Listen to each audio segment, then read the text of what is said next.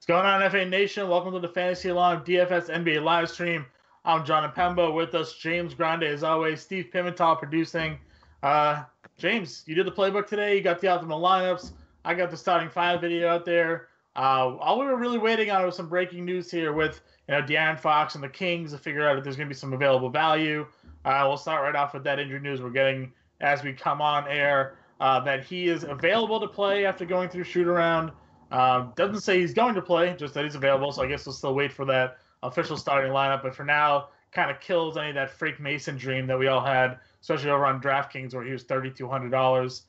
That is a 7 o'clock game. So, there's a lot of players in that one I think we both like. So why don't we kind of just start there? We'll start at point guard. Do you trust Fox if healthy in this matchup against Orlando?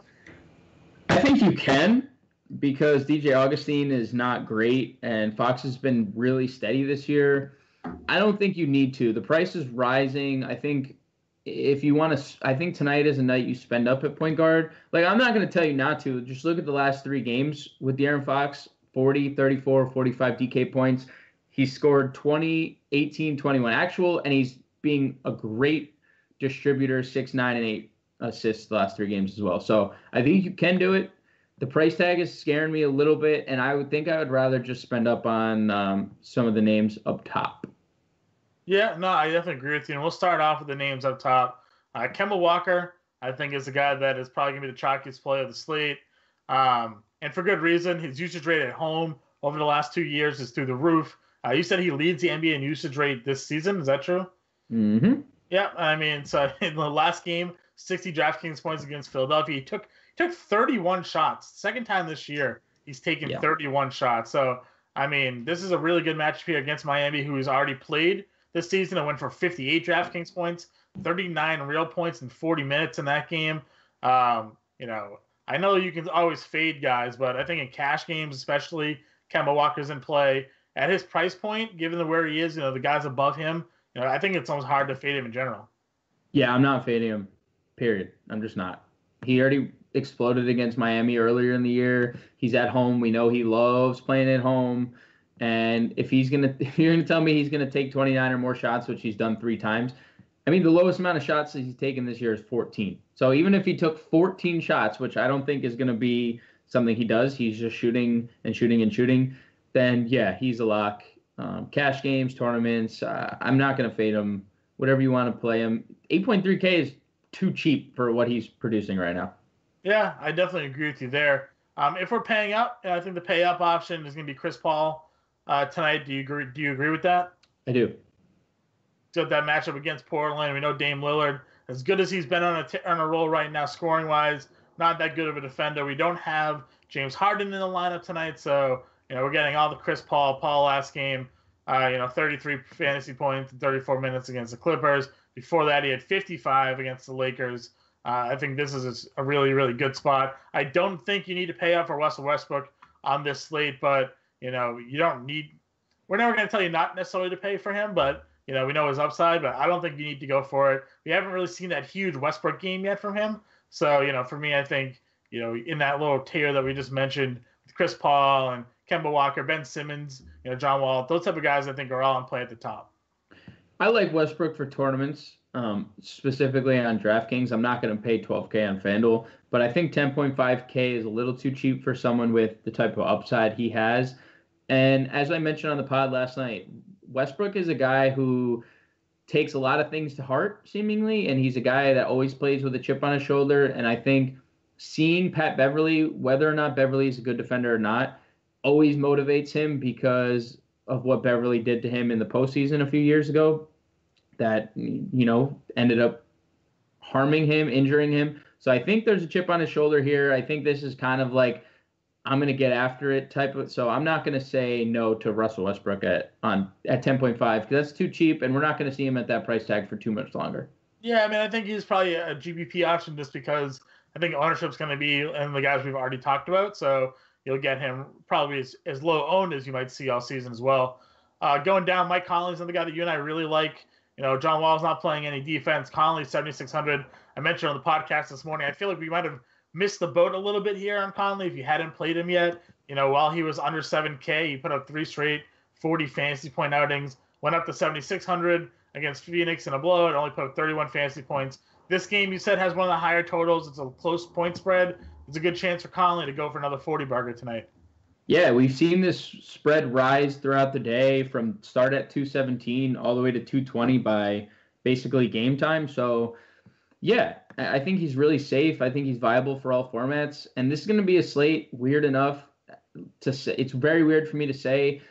You can, like, we were talking about stacking a little bit before we got on air, and it's not ideal for NBA DFS like it is in baseball or football. But I think a little 2-man, 3-man stack with Memphis tonight is actually viable. With Conley, Jaren Jackson, and Marcus Gasol. But I mean, if you want, you can also play Conley as a one-off. But I just think there's value for all three of them to get their price tags. Yeah, I agree with you there. I mean, we'll go to the center with Gasol, but I definitely like him a lot. If we're going down any value point guards, you looking at? So in the mid tier, I really like George Hill.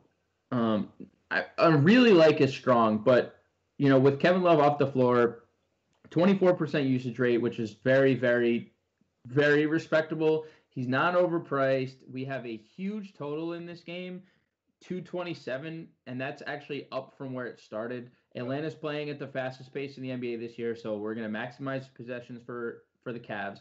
And I just think it's weird to say because how bad they both are, but this is like one of those games that you want to target, and I think there's going to be a few pieces from this game that are in winning tournament lineups, and I think Hill could be one of them. Yeah, I mean, like you said, this is going to be that's an interesting matchup there with Cleveland, Atlanta, two teams that aren't very good, two teams that don't play a lot of defense. Trae Young isn't yet a defensive player. I don't know if he'll ever be one. So yeah, I can get behind some George Hill there. Let's move on to shooting guard. Top of the shooting guard list here. You have Bradley Beal, and then it really drops off in price on FanDuel. On DraftKings, obviously, there's a lot of guys eligible. Kawhi Leonard finds himself eligible. Josh Richardson finds himself shooting guard eligible. Are you paying up for Beal if we're looking at FanDuel, or you're looking more mid-tier guys like a Buddy Hield potentially? I think Beal is in a really good spot tonight. Not that we've seen Dwight Howard affect usage rates or anything because he just hasn't played. But now no Dwight, no Markieff, Kelly Oubre questionable. So there's just shots to be had. There's shots to be going around. There's rebounds to be had. There's, some assists, some steals. There's literally a ton of peripheral stats to go around. And I know Beal isn't a big peripheral guy, but he scored 20 actual points in every game this year. And he's still just 6.8K. I think he's going to be really highly owned. It wouldn't shock me if he was close to like 40% in cash games. Just with the way things are like trending this year in cash, it's these ownerships are insane. Yeah. And because there's nobody really else that up at his tier at the shooting guard position. So I think he's going to be really chalky. But I think if you want to fade him, I think you immediately pivot to Kent Bazemore. We just mentioned about this game total being massive. And Bazemore, someone who we don't think of consistent or as consistent in the past, has gone for 33 FanDuel points or more in 3 of his last 4 games. That's pretty consistent to me. Cleveland is dead last in defensive efficiency this year. And Bazemore is just in a really good place. I don't see a reason why he doesn't have another good game here. I'm not saying he's going to go off for like the 50s that we've seen him in years past and this year earlier, but I think there's a really good route to him getting 6x, 7x his salary because he's still too cheap based on production. He's just still too cheap. So I really like Kent Bazemore as like the top pivot. And I prefer him over the really chalky Eric Gordon. I'm sure Gordon's going to be super chalky, but he hasn't made shots. He hasn't been consistent. So I just prefer Bazemore, and he's the top pivot off Bradley Beal. Yeah, I can definitely see you saying I used to have a whiteboard in my room, still do, and I just kind of would write out my players, who I liked, who I didn't like, and whatever. And the bad side of the board is like I called it, the bad guys part of the board was renamed the Kent Bazemore side for a very long time because he would just constantly just screw my lineups. I'd always be like a game late. I'd always try to trail and chase the points with Kent Bazemore, which is not what you want to do.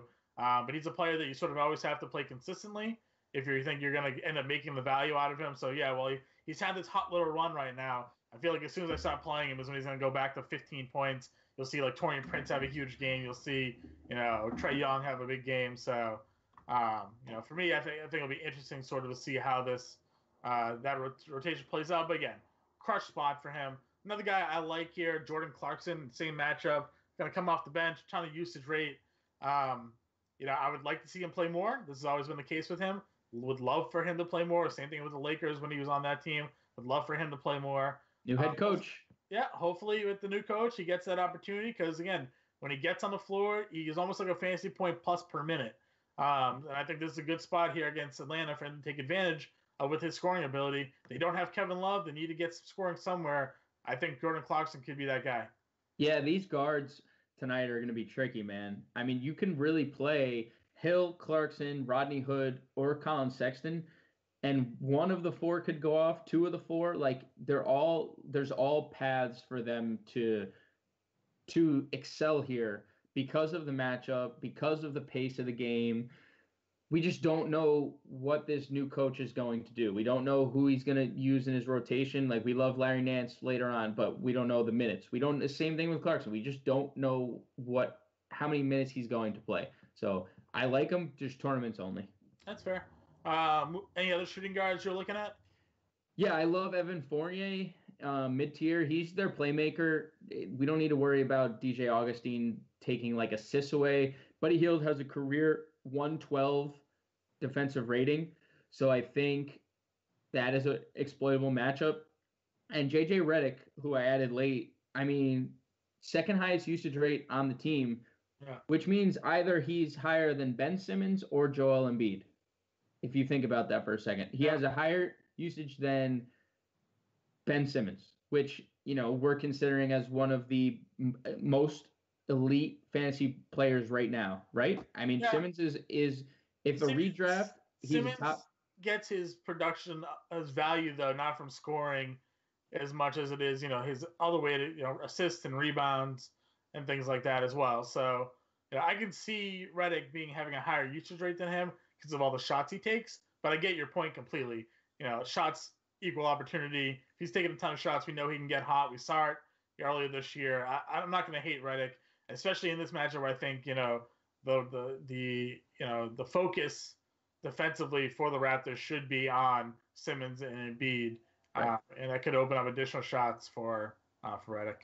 We have a question that it's weird that we just mentioned. Pick two of the three: Bazemore, Fournier, Redick. Don't do cash and then GPP. Fournier, Bazemore, Redick, cash, and then for GPPs. Fournier, Bazemore, Redick. I'd probably go Bazemore and GPPs, Fournier and cash. Agreed. But 4.9K on FanDuel for Redick is really intriguing. You don't get the 3-point bonus with him on FanDuel. Right. That's the one. That's the downside and why he's cheaper. Which I agree. I just think it's interesting because I think you can literally mix and match them all on, like, if you're playing FanDuel, you could play two of them in cash and you could play two of them in GPPs because there's not really a top tier option and the spend downs aren't great either. So I think those three are probably the most popular in that range. That's fine. One other guy maybe potentially looking at here, and GPPs only again, but if we're talking about punting on FanDuel, Nick Stauskas, 24 minutes against Indiana, had 19 fantasy points. He's 3,600. Get that matchup against Houston. If he comes off the bench for Portland, he's going up against Gerald Green defense, going against Eric Gordon. Not a lot of defenders there in that backcourty position there, aside from Chris Paul in Houston. Any love for the sauce tonight? I don't hate it. I mean, he's producing. He's playing minutes. Mo Harkless was supposed to come back tonight, so I think if he did, that would have cut into Stauskas' minutes because he is playing some small forward, but Harkless was ruled out, so I think Stauskas. I like that one better. Stauskas. Well, call him Stauskas. So, yeah, I'm going to go with that. I think he has a path to seeing 20-plus minutes tonight again. So, yeah, he's fine for a tournament. Yeah, he's just a guy that you and I are always box score watching, and it's always like, oh, Stauskas is doing it again. Missed out on the Right. value. Let's move on to small forward. Kawhi Leonard rested last night to get ready, I assume, for this matchup against 76ers, which means I want to believe that he's going to go off. Do you pay up for Leonard tonight? Yeah, I mean he's both these teams played yesterday, so Kawhi is going to have the freshest legs of them all. Yeah, the price tag is up there, and yeah, Robert Covington is generally a really good on-ball defender, but it just comes down to Kawhi being a better. He's just a better player. He's better defensively. We know Markel Fultz is young, could be turnover happy. Simmons could be turnover happy. So there's a path for Kawhi to even come up like big defensively here tonight, not just offensively. We've seen back-to-back 50-point FanDuel games. He's just such a solid play tonight for all formats. Like if I were to rank spend up options, he would probably be the top guy for me tonight. Yeah, that's fair. I like him a lot. I have him in some of my lineups, some on DraftKings especially. Again, there's for me on FanDuel, I found it a little bit difficult to like certain positions where I just feel like the depth wasn't as good as it has been on larger slates. Again, not that this is a small slate by any stretch. We're dealing with 8 games here, but I feel like where the guys are priced and the options you have, maybe even the matchups too. I'm kind of down a little bit, so I feel like Leonard is just kind of a safe play here against Philadelphia. Yeah, especially on FanDuel because you're right, because the drop off is just I mean, you have Paul George up there, but Paul George is, I not don't mind George. He's the obvious pivot there. Obviously Westbrook being there is going to take away, all of his not all of his upside, but I don't think he has 60 fantasy point upside with Russell Westbrook on the he's floor. definitely scoring 60 now, by the way. Yeah, I know, but I'm just going to say it anyways. But yeah, so I mean, if we're going to move down, I think Carmelo Anthony is the guy that everybody's going to flock to for Hmm. obvious reasons here. 35 and 39 FanDuel points last 2 games against Utah and LA. That's with his increased role. He's going to start again tonight. Gets a good matchup against Portland. Um, you know, the ownership on him is going to be through the roof. But again, this is a really good spot. And as I mentioned in the last one, he's got his banana boat buddy there, and Chris Paul setting him up for all these shots. So we're kind of getting vintage Mellow here. A lot of shots. Was it volume scoring because of all his shots? So for me, I'm in there, Mellow. Yeah, you just said it a couple players ago. Volume equals is opportunity, and that's what we're looking for, especially when he's producing 20 actual points in back-to-back games. It's just a lock. 5.3K on DraftKings did a bad job at pricing him up. They had a full day to do it, and they didn't, knowing Harden was going to be out.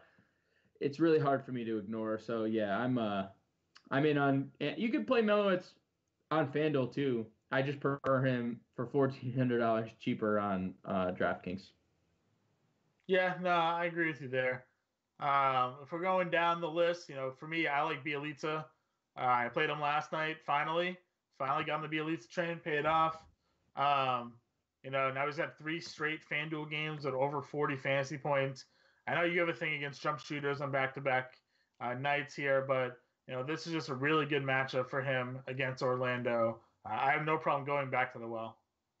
Yeah, I think the only thing that could damage his value is the length could cause an issue.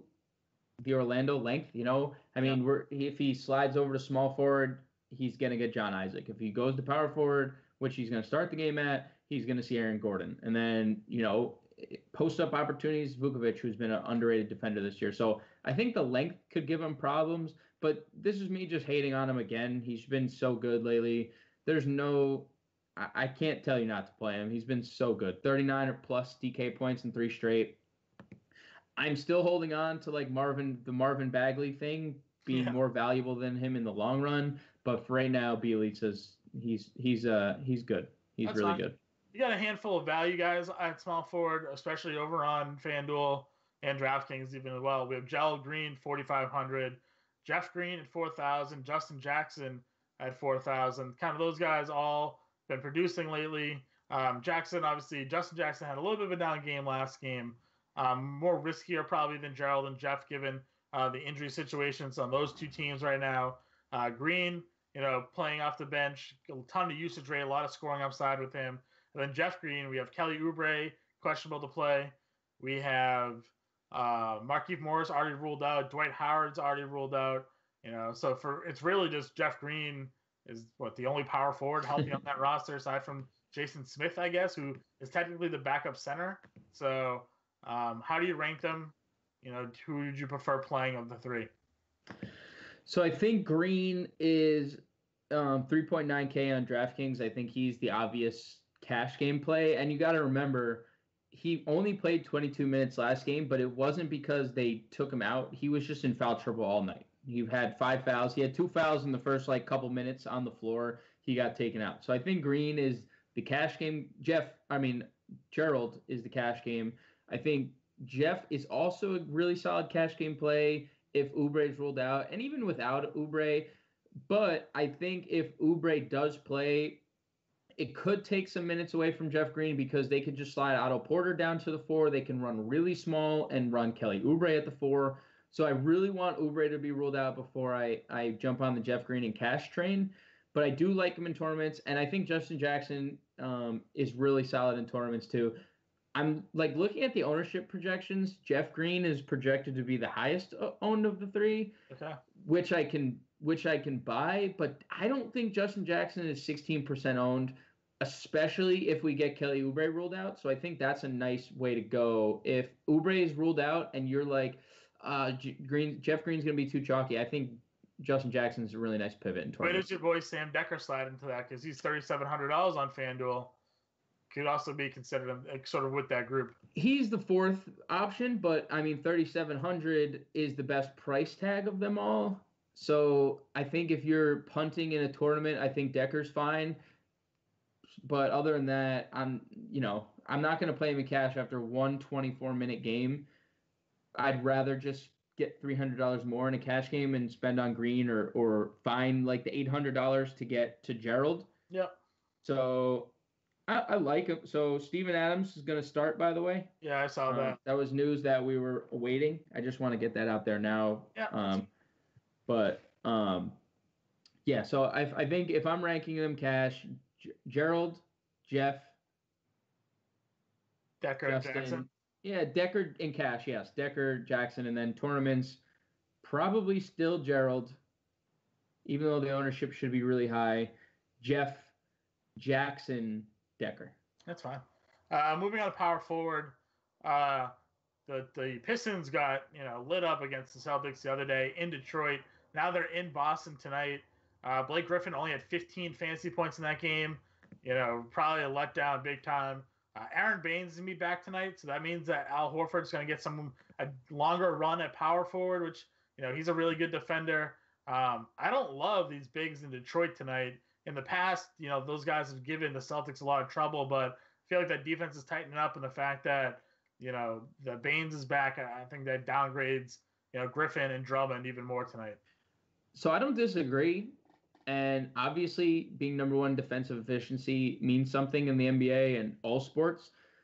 But I think there's GPP appeal for Blake, especially on DraftKings, where he's just 8.2K, and we've seen his price tag up by 10K at some points this year. Mm-hmm. So I don't think he's going to be owned at all. And, he obviously just played Boston. He had a terrible game. But just look at the numbers. The games prior, 26 or more actual points in every game, including 3 double-doubles straight coming into that game. I don't know how effective Reggie Jackson can be in this game, so maybe the offense runs through Blake, and he's more of a passer tonight because we've seen Blake with triple-double upside in the past. He's averaging 5 assists. He's one of the best post passers in the NBA, period. Yeah. So I think they need guys that can score, though, and that's the problem. They have sort of inefficient slashers, inefficient jump shooters. You're not wrong, but doesn't it just interest you slightly just knowing you can get a guy who's already scored 50 actual points in a game? Like 2% on tonight. Exactly, and he scored 50 in a game before, so this year. So I'm just saying, I'm not Blake all in on Blake, but I think there is appeal to him at the price tag on DraftKings for tournaments. Yeah, a guy that I'm really going back and forth on tonight is Larry Nance Jr. The price tag on him, for whatever reason, we criticize these sites sometimes for not pricing guys up, and then all of a sudden, Larry Nance Jr. apparently got the big bump that we're looking at other guys who continue to remain at the prices they've been at for weeks.